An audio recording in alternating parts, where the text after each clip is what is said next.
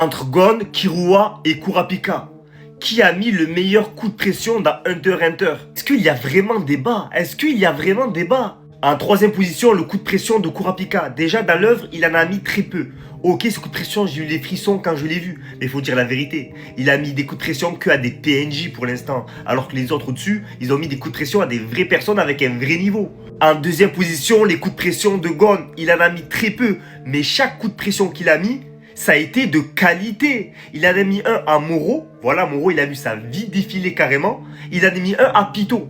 Des personnes extrêmement puissantes. Mais même avec ça, même si c'est de la qualité, je peux pas le mettre premier. Je peux pas le mettre premier. Parce qu'en première position, il y a le roi des coups de pression dans Hunter x Hunter qui est Killua. Killua, lui, c'est un mélange de quantité et de qualité. Il en a mis beaucoup de coups de pression. Et en plus de ça, ils sont tous de qualité. Comme qu'elle a mis un coup de pression à un adversaire à la tour céleste. Dites-vous qu'à ce moment-là, ce personnage, il est plus fort que Killua. 1 vs 1, Killua, il perd. Comme il a dit, quand on doit assassiner des gens, le niveau, ça compte pas. Si je veux te tuer, je vais te tuer. Donc si tu respires, tu bouges, tu parles, je te tue sur le champ. Bref, ça a marché, il est parti. Un coup de pression à un joueur de Green Island. Ce qui est incroyable avec ce coup de pression, c'est qu'il a même pas parlé.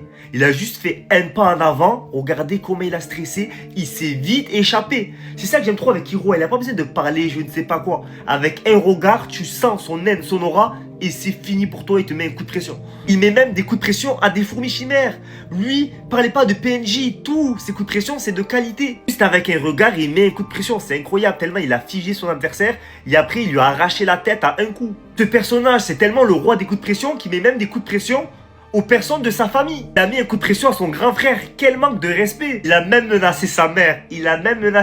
Mais là, je peux pas parler de coup de pression parce que sa mère, elle est tellement sadique, c'est tellement une psychopathe qu'elle a apprécié que son fils lui mette un coup de pression. Si sa mère ou son père n'aurait pas respecté le marché, dites-vous qu'il aurait tué sa mère grâce à Nanika. Non.